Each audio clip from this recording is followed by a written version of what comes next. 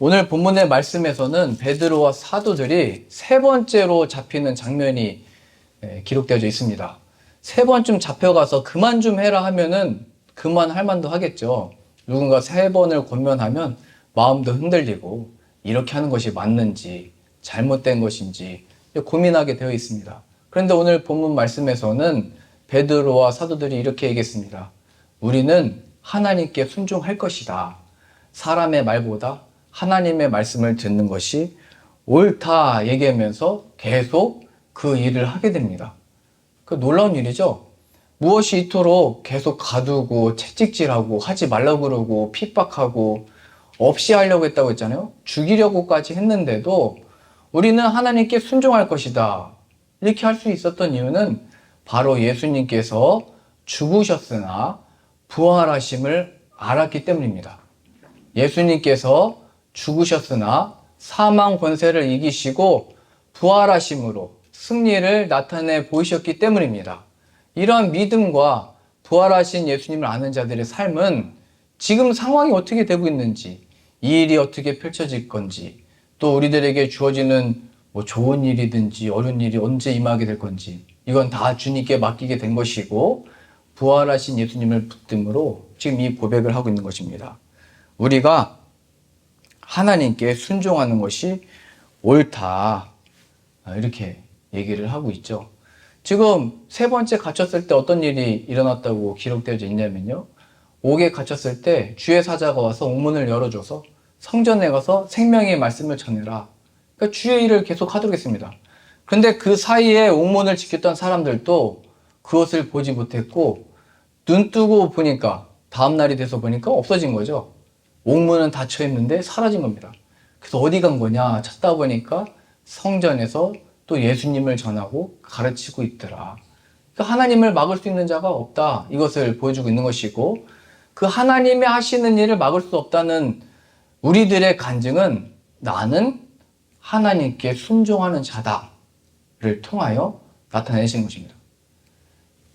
무덤이 열리고 옥문이 열리고 모든 메인바가 열렸을 때 우리의 간증은 나 풀렸다, 자유함을 얻었다, 세 번째나 끌려갔는데 풀려났다가 간증이 아니라 나는 하나님께 순종하는 사람입니다. 이게 우리들의 간증이라는 거예요. 오늘 베드로와 사도들이 그렇게 고백을 하고 있는 것입니다. 저도 그 전도를 하다 보면요, 아니 지금 이 시간에 일해야 될 사람이 왜 지금 나와서 이런 전도를 하고 그러냐고 이런 얘기 하기도 하고요. 멀쩡해 보이는데 지금 여기서 뭐 하는 거냐고 그런 얘기도 많이 들었습니다. 그랬을 때 제 답변은 이것이죠. 이게 지금 내 일입니다. 하나님이 나에게 주셔서 순종하고 있는 일입니다. 이 일로 인하여 많은 영혼들이 주께 돌아왔고 이 한국 땅의 교회들을 보십시오. 다 복음을 전했던 선교사들을 통하여 그의 피값을 통하여 예수 그리스도의 보혈의 능력과 선교사들의 피로 세워진 교회들입니다. 그러니 주께서 일하니 나도 일합니다. 이게 증거죠. 복음을 전했더니 많은 역사가 일어나고 능력이 임하고 어떤 복이 임했습니다. 이게 간증이 아니라 주님께서 나를 보내셨고 사용하고 계시고 나의 일이고 나는 지금 하나님께 순종하고 있는 것입니다가 하나님의 살아계심과 역사심의 증거가 되는 것입니다. 이런 의미에서 우리의 믿음이 그렇게 능력 있게 이제 나타나게 되는 것이죠. 이런 의미에서 우리는 늘 이 사람들이 하지 말라고 할 때, 또 사람들이 뭐라고 할 때 그 말을 들을 건지 하나님의 말씀을 따를 것인지 어떤 의미에서는 선택을 해야 됩니다. 우리가 믿음의 선택을 할 때 하나님께 순종할 건지 저 사람들의 말을 들을 건지 눈치를 볼 건지 어떤 관계 어려움이 올 건지 이 많은 염려들 가운데 우리가 하나님께 순종하지 못할 때가 많습니다. 성경에서는 그 첫 아담과 하와의 시작 때부터 모든 고통의 시작이 여자는 뱀의 말을 들었기 때문에 고통이 임하게 됐고 남자 아담은 아내의 말을 듣고 따랐기 때문에 그 고통이 임하게 됐다. 이렇게 설명하고 있습니다. 하와도 하나님께서 약속하신 그거 먹지 말아라. 선악을 알게 하는 나무의 열매를 먹지 말아라 했으면 그 말씀에 순종을 했어야 됐죠. 근데 뱀의 말을 듣고 마음이 흔들렸고 다른 선택을 했습니다. 아담도 아내의 말을 듣고 사랑을 했는지, 그 말을 들었어야만 했는지, 그 이유는 잘 모르겠습니다. 무서웠는지 뭐 알 수 없지만 아내의 말을 따랐다가 모든 고통과 지금 인류가 겪고 있는 모든 어려움을 다 겪게 된 것입니다. 노화와 심판과 죽음의 사망의 권세가 바로 거기부터 시작된 것입니다. 그러니까 우리들의 인생과 삶은 사람의 눈치나 말이나 이게 신경 쓸 게 아니라, 그러면 하나님의 말씀, 하나님이 원하시는 것은 무엇이냐, 여기로 가야 되겠죠. 그렇다고 오늘부터 집에 가서 난 오늘부터 하나님 말씀만 들을 거니까 당신 말은 안 들을 거예요, 이렇게 말하는 게 아닙니다. 당신의 말도 잘 들을 건데 당신의 말과 생각보다 더 중요한 게 있다. 바로 하나님의 말씀, 하나님께 순종하는 것, 하나님 앞에 나아가서 그 진리의 말씀으로 충만하게 되어지는 것. 내가 당신의 말도 잘 귀담아 듣겠지만 나와 당신이 하나님께 순종하는 가정이 되었으면 좋겠습니다. 이게 우리들의 고백이 되어져야 되겠죠. 근데 아담과 하와는 뭐 더 사랑해서 그런 건지 그냥 아내 말 듣다가 고통을 받게 된 것입니다. 또 우리가 뭐 잘 생각해 보면요, 사실 죄 짓는 일이 아니라면 다 들어줄 수 있습니다. 따라줄 수 있습니다. 그러나 죄 짓는 일이라면, 하나님의 말씀에서 벗어난 일이라면 멈추게 할 수 있는 것이 아담의 역할이었죠. 하나님의 뜻으로 자신의 아내를 지켰어야 됩니다. 뭐 여성이 더 연약한 존재입니다. 죄에 더 약하고 성경의 표현으로 보면 더 연약한 존재입니다. 그래서 왜 이렇게 연약한 존재인가? 뭐 반대로 볼 수도 있죠. 아니, 이 여성은 왜 이렇게 강한가? 그럼 그때마다 약한지 강한지에 신경 쓸 것이 아니라 하나님의 약속 안에 살도록 내가 지켜줘야 되겠구나. 이 죄로 인하여 하나님이 없이 살아가는 것이 고통인데, 나 남자에게 주신 미션은 이 여성을 지켜서 하나님의 말씀 앞에 순종하도록, 따르도록, 그 은혜를 함께 누리도록 인도해야 되는 것이구나. 그렇지 않고 남편의 말이니까 무조건 따라야 된다, 내 아내의 말이니까 따라야 집안에 평안이 임한다, 그냥 거기만 따라가면 고통이 임하는 길이 되어진 것입니다. 그런 선택을 했던 아담과 하와는 이 모든 괴로움들, 고통을 다 당하게 된 것이죠. 사울 왕도 마찬가지였습니다. 이스라엘의 첫 왕이었던 사울도 그의 자만과 교만심으로 인하여 전쟁을 앞뒀을 때 그런 자만에 빠졌죠. 사무엘이 전쟁을 치르기 전에 기다리라고 했습니다. 내가 와서 제사를 지낼 때까지 기다려라. 하나님 앞에 이거 다 제사를, 지금으로 말하자면 예배 드린 다음에 전쟁을 시작해야 된다. 그런데 사무엘이 안 오니까 모여있던 군사들이, 저 대적하는 자들이 몰려오는 걸 보면서 겁나면서 이제 흩어지기 시작한 겁니다. 그래서 군사들도 얘기한 거죠. 지금 빨리 그냥 제사 우리가 지내버리고 전쟁해야 된다고. 그래서 사울이, 내가 왕이니까 내 뜻대로 그냥 하겠다 해서 이 선지자 없이 자기 자신이 예언자 없이 제사장 없이 자기 자신이 그냥 제사를 지내도록 명령해가지고 전쟁에서 또 이겼습니다. 그런데 그 일로 말미암아 사울은 하나님께 버림을 받게 됩니다. 그러니까 지금 당장은 이 사람들의 말을 듣고, 지금 당장은 눈앞에 펼쳐진 전쟁, 이 불부터 좀 끈 다음에 이 사람들의 시선과 생각과, 또 내가 왕이니까 내 마음대로 해도 되지, 또 하나님의 이 주어진 이 상황 가운데 난 방법이 없으니까 하면 되지 했다가 그 어려움을 겪게 된 것이고, 하나님의 이 심판을, 하나님의 이 후회하심을 이 사울이 받게 된 것입니다. 하나님이 약속하신 것을 지켜야 되겠죠.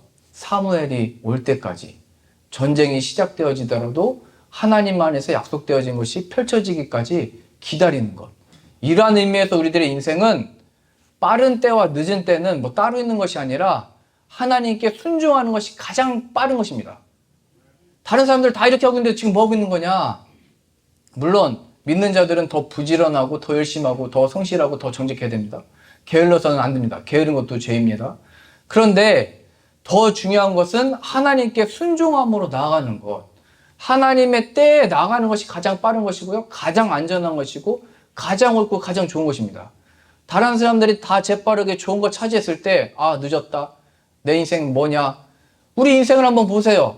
우리가 뛸 때 날아다니는 사람들이 항상 있습니다.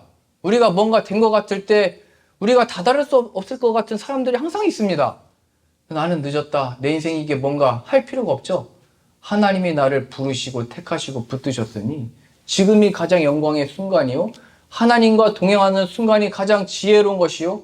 이렇게 하나님을 경외함으로 살아가는 것이 가장 신나는 일이고 구원을 얻는 것입니다. 하나님이 없이 아무리 빠르고 하나님이 없이 사울과 같이 아무리 그렇게 전쟁을 이겨냈어도 그 결국은 고통이 다가오더라. 그것을 보여주게 되는 것입니다. 그거 얘기하는 거죠. 그러니 우리가 무엇을 붙들어야 되겠습니까? 사람의 눈치, 또 사람의 어떤 이런 말 다 흘려보내시고 주님께 다 맡기고 하나님의 진리의 말씀이 무엇이냐.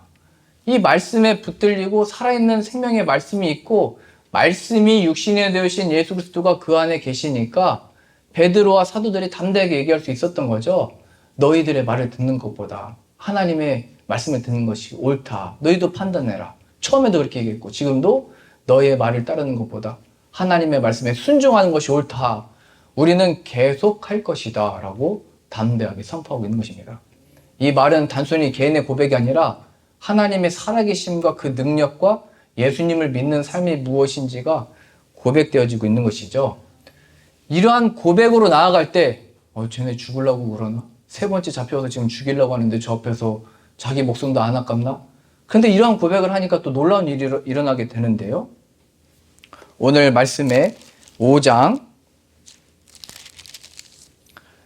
33절부터 보겠습니다. 그들이 듣고 크게 노하여 사도들을 없이 하고자 할새 죽이려고 했다는 거죠. 그때 34절입니다. 바리새인 가말리엘은 율법 교사로 모든 백성에게 존경을 받는 자라 공회 중에 일어나 명하여 사도들을 잠깐 밖에 나가게 하고.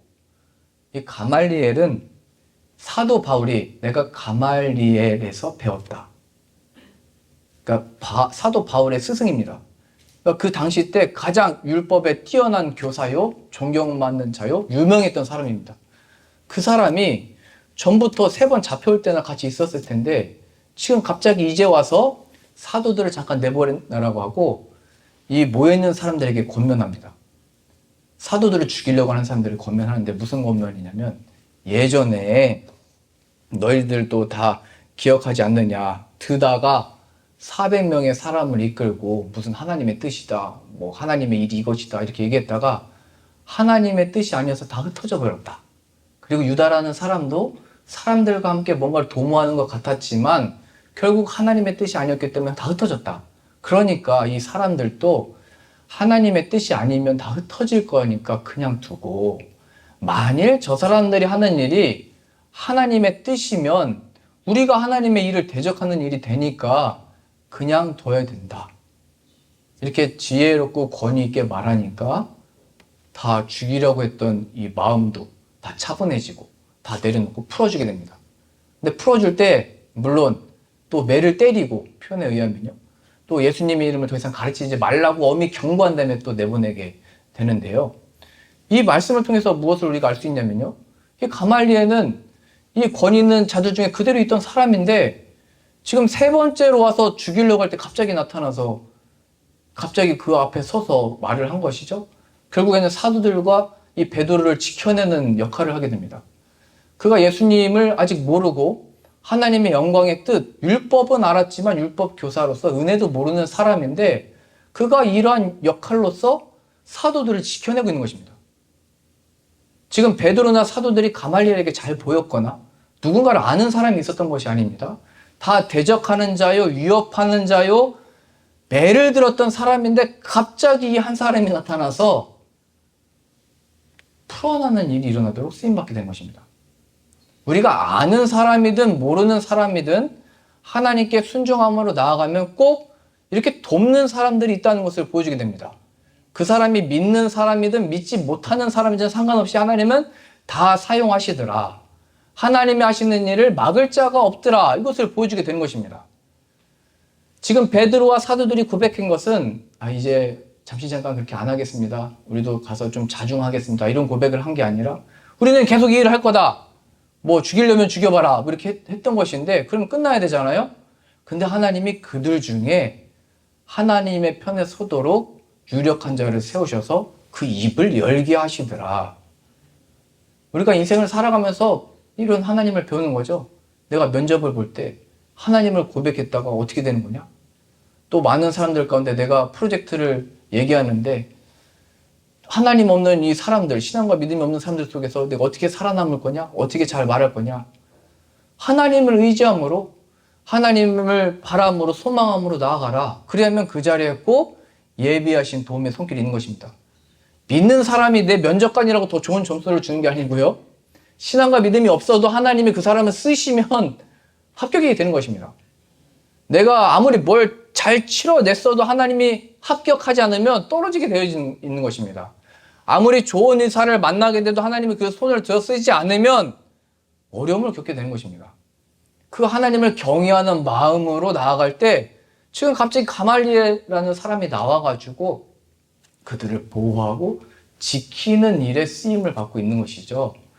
이게 우리가 살아가면서 늘 경험하는 거잖아요. 내 힘으로 다 되는 것이 아니라 하나님이 예비하신 도움의 손길들과 은혜들로 있는 것이구나. 때를 따라 돕는 은혜들과 그 능력으로서 살아가는 것이구나. 이것을 발견하는 것이죠.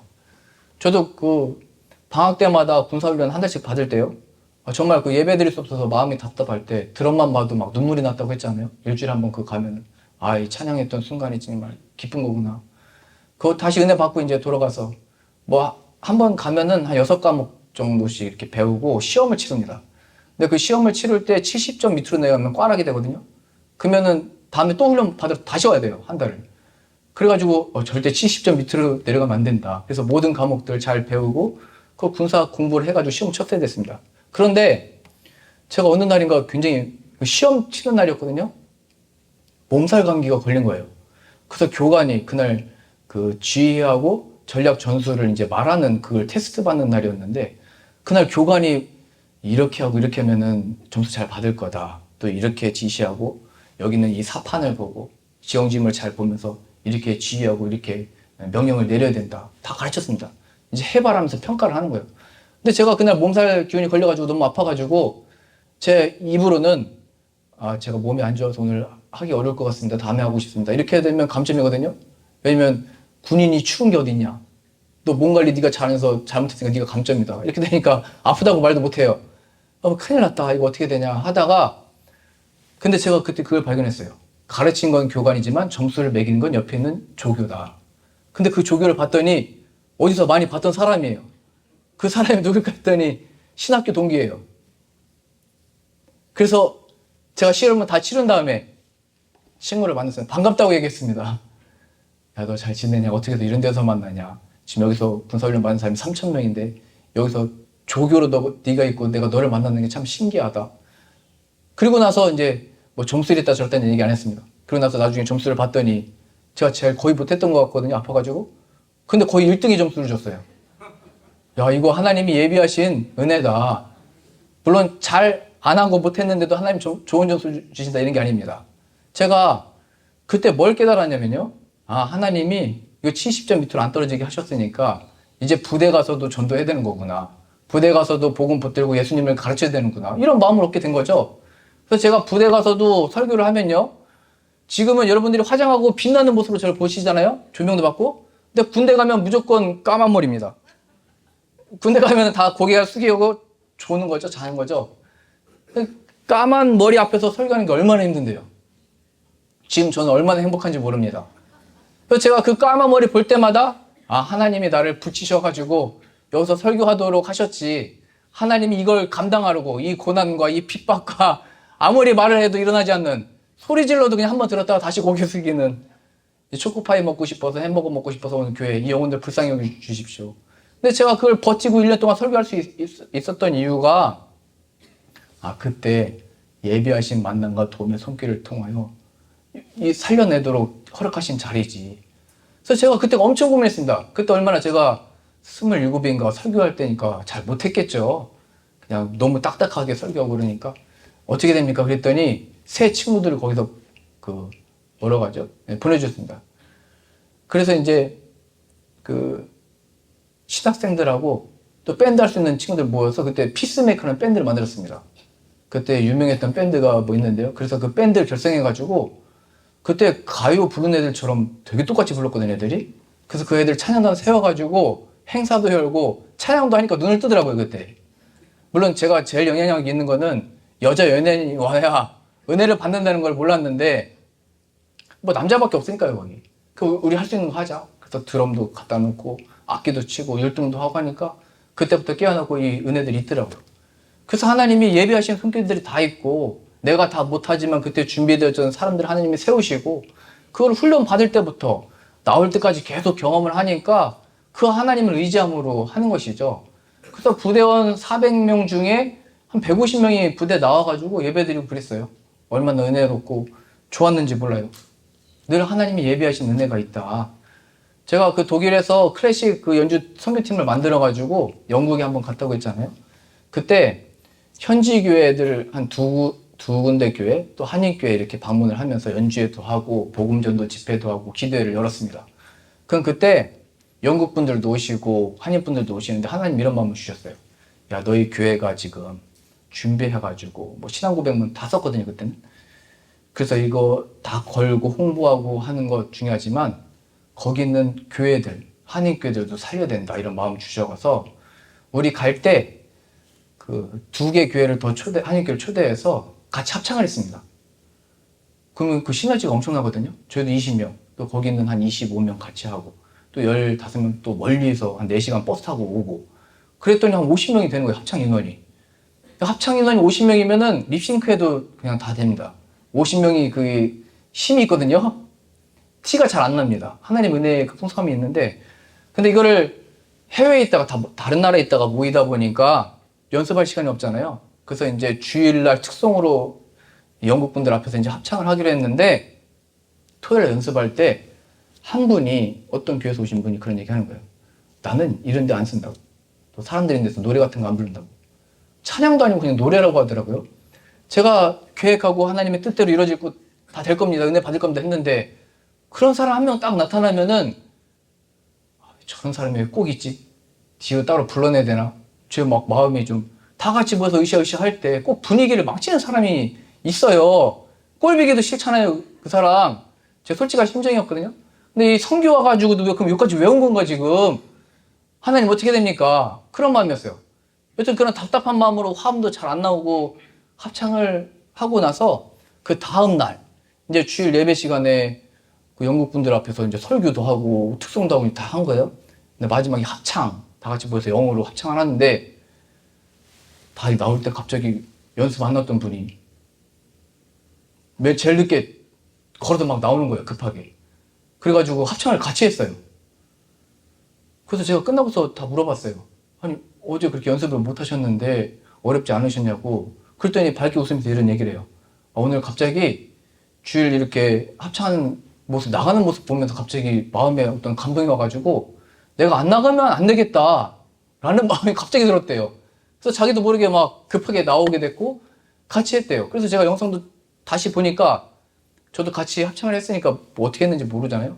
영상을 보니까 되게 입도 제일 크게 벌리시고 깜짝 놀랐습니다. 그래서 항상 주의 일을 할 때, 하나님의 선교를 할 때, 전도를 할 때, 사역을 할 때 꼭 하나님의 뜻이 아닌 것 같은 사람이 있는데 그 사람이 간증이 되어지는 것이구나. 하나님의 그 사람이 바로 예비했던 사람이구나. 안 되는데 내가 되게 한다. 그 사람이 그 순간에 간증이 돼버린 거예요. 이 사역에 하나님의 열매가 바로 이 사람이다. 하나님이 일하고 계신다. 그러니 될지 안 될지 잘 하고 있는지 못하는지는 주님께 맡기고 내 마음에 드는지 안 드는지도 하나님께 맡기고 그게 사역이든지 어디든지 가정이든지 다 마찬가지예요. 주님께 맡기고 너희가 집중할 거에 집중해라. 그럼 하나님이 때에 이루시고 반드시 하나님께 순종함으로 발을 떼면은 요단강도 멈춰 서서 굳은 마음도 차가운 마음도 열려서 나와서 입을 벌려서 찬양하게 된다. 내가 하는 것이다. 이것을 배우게 됐습니다. 그 마찬가지입니다. 이번 우리가 그 내사랑 초청잔치 하잖아요. 이거 우리가 데려온다고 되는 게 아니라 하나님의 마음 문을 여셔야 함께 나올 수 있는 것이고요. 여기 나와서도 하나님의 마음의 문을 여셔야 하나님의 은혜를 같이 경험하게 되는 것입니다. 저는 이게 벌써 기적인 것 같거든요. 이게 예비하신 도움과 만남이라는 것이 여기 출연하시는 분들 중에 믿음이 있는 분들도 있고 없는 분들도 많습니다. 믿음이 없는 분들이 여기 교회에 와서 왜 이걸 하겠어요? 하나님이 가말리엘을 사용하셔서 주의 뜻을 펼쳐 나가시듯이 믿는 자이든지 없는 자이든지 나는 돌을 들어서도 나를 찬양하게 한다. 저 새로 하여금 나를 찬양하게 할 것이고 이 바람도 하나님의 살아계심을 증거하고 있다. 하나님은 못하실 일이 없다. 이것을 나타내고 있는 것입니다. 그래서 제가 이거 포스터 이미 다 만들었는데 계속 더 도와주겠다고 더 참여하겠다고 출연진이 더해가지고 두 번째 이거 나온 거거든요. 2세. 원래 출판할 때도 저도 책 쓰는 거 굉장히 어려운데 1세, 2세, 3세 계속 나오는 게 잘 되는 책입니다. 지금 우리 포스터도 지금 벌써 2세니까 또 오늘도 한 번 더 있다고 해서 지금 3세를 내야 되는지 이 돕겠다는 들이 왜 이렇게 자꾸 나오는지 하나님이 다 예배해 두시고 하나님이 일하고 계시는 거니까 걱정하지 말고 염려하지 말고 물론 하나님의 일에는 늘 부담감이 있습니다. 근데 그 부담감도 하나님께 맡기고 주님의 뜻대로 나를 사용하여 주옵소서. 이게 이 행사 전날까지도 데려올 친구가 없을 수도 있습니다. 걱정하지 마세요. 그러면 내가 그 전날까지도 두려워하고 교회 안 나가고 싶었는데 나왔습니다 하면 그게 간증이에요. 이해되셨어요? 아까 그 합창 안 하려고 했던 사람이 갑자기 합창에 나왔잖아요. 그게 우리의 간증거리가 되는 것처럼 아, 나 진짜 부담되고 이거 못하겠는데 왜 저는 자꾸 부담 주시냐고 나 그래도 토요일날 다음날 나 마음 어려서 못 가겠다. 그런데 주일날 갑자기 나가야 되겠다는 마음이 들었습니다. 이렇게만 고백을 해도 훌륭한 간증입니다. 하나님이 함께 계셔서 나올 수 있었습니다. 나도 용기 내서 나오게 된 것입니다. 하나님께 순종하게 되는 것입니다. 그 자리에 나와서 이 무대에 쓴 사람들 믿음이 있든지 없든지 하나님이 함께 해주시고 은혜 내려주시고 나온 사람이 노래하다가 실수할 수 있잖아요. 완벽한 걸 기대하지 마세요. 프로가 와도 실수는 항상 있습니다. 프로는 실수를 해도 그냥 계속 나가는 게 프로입니다. 그러니까 실수할 때 더 큰 박수로. 그렇죠? 그게 서로 세워주고 위해주고 은혜 받는 비결이죠. 여기 잘하나 못하나 한번 보자. 이런 마음이면 안 됩니다. 하나님이 함께 해주시고 다 만져주시고 그 마이크에 성령이 임해서 하나님이 여기 출연하는 사람들, 믿음 없는 사람들 이 십자가 밑에서 노래 부르는데 춤추는데 은혜 내려주시고 참여하는 모든 분들도 예수 그리스도의 보혈의 은혜와 사랑과 이 나눔이 무엇인지를 알게 해주십시오. 그러면 우리가 생각하고 계획했던 일들이 아니라 물론 우리가 완벽하게 충성 때의 준비를 해야 되겠죠. 그러나 그 맛을 내는 분은 하나님이십니다. 그것이 영양가 이도록 소화가 되게 하시는 분도 하나님이시고요. 모든 일에 열매를 맺게 하시는 분이 하나님이신 것입니다. 이 사역만이 아니라 가정과 자녀의 양육과 우리의 모든 사업장의 모든 열매들도 다 마찬가지죠. 그러니까 다른 거 걱정하지 말고 두려워하고 뭐 될 거냐 말 거냐 어떻게 될 거냐 염려하지 말고 어디 붙을 거냐 이것도 걱정하지 말고 시험이 몇 점이냐 이거 걱정하지 말고 주님의 뜻대로 하시고 하나님이 붙들어 주시면 안 된 것 같아도 승리하는 자인 줄로 믿습니다. 내가 늦은 것 같아도 하나님의 말씀에 순종하는 지금 이 순간이 가장 빠른 때인 줄로 믿습니다. 성경에서 보면요. 장점으로 다 방했습니다. 장점이 사역에서 성공하거나 그들의 장점이 뭘 잘 되게 하고 뭐 그런 쪽이 하나도 없습니다. 모세도 나 왕인데? 나 왕자인데? 나 할 수 있는데 했더니 그때 누가 너를 우리의 그 재판장으로 세웠냐 하면서 상심해가지고 못하겠습니다. 그리고선 또 그 외국 사람을 하나 쳐 죽이고 광야로 도망가 버리잖아요. 40년 동안. 그러니까 자신의 장점이 있었는데 그 장점을 나는 쓰지 않는다. 오히려 그 약할 때 찾아가셔서 부르시니까 출애굽의 역사의 영광을 경험하게 되는 인도자로 이게 사용하시는 거잖아요. 다윗도 보세요. 그의 장점으로 해서 그가 저지른 게 뭐예요? 간음, 살인. 나는 너의 강점으로 일하지 않는다. 그러한 자를 그러나 끝까지 붙드시고 인도하셔서 자신의 뜻을 이루시는 하나님. 아브라함이 강점이 있어서 부르신 게 아니잖아요. 우상을 섬겼고 자녀가 없던 자인데 자녀를 만들어내시더라. 약한 자를 강하게 하신 하나님. 그러니까 내가 능력이 있어서 실력이 있어서 지금 뭐 하나님이 세우고 뭐 여기 목사가 하라고 해서 나 뭐 26년에도 뭘 하고 이런 게 아니에요. 하나님이 목사님을 통해서 아니면 누구의 권면을 통해서 아니면 나에게 이런 사모하는 마음을 주셔서 하나님이 하시는 거구나. 주의 종이오니 주의 뜻대로 사용하여 주옵소서. 순종하는 그 자리들마다 예비하신 은혜와 복들과 영광을 얻고 늘 줄로 믿습니다. 그렇게 쓰임 받으실 수 있기를 소망합니다. 그러니 자연스럽게 사도들이 이렇게 고백을 합니다. 41절입니다. 사도들은 그 이름을 위하여, 예수님의 이름을 위하여 능욕 받는 일에 합당한 자로 여기심을 기뻐하면서 공의 앞을 떠나니라. 무엇을 기뻐했냐면, 나 이제 풀려났다. 우리 3번이나 잡혔었는데, 옥에 갇혔었는데 풀려나게 됐습니다. 이걸 간증하게 된 게 아니라, 우리가 이런 대우, 이러한 능욕, 이러한 어려움 당하게 된 자격을 얻게 된 것을 기뻐했다고 간증했습니다. 좀 이해가 되지 않잖아요? 보통은 우리 3번이나 어려움 겪었는데 3번이나 해결했다. 이게 간증인데, 이 사도들의 간증은 그것이 간증이 아니라 이 능력받을 자격을 얻은 것, 하나님의 백성으로서 예수 그리스도의 고난에 동참하게 된 것, 그 자격을 기뻐했습니다. 왜냐하면 예수 그리스도께서 이 고난을 다 받으셨고 승리하셨기 때문입니다. 죽으심을 본받아 예수 그리스도의 부활의 생명을 누리게 될 것을 알았기 때문입니다. 세상에서는 환난을 당하나 담대하라, 내가 세상을 이겼노라 말씀하신 이제 그 진리의 말씀이 그들의 마음에 들어왔기 때문입니다. 그러니 우리가 무엇을 하든지 어떤 일이 있든지 사실 오늘의 자랑이 내일의 부끄러움이 될 수 있습니다. 내가 자랑했던 자녀들도 내일의 어떤 부끄러움이 될지 모릅니다.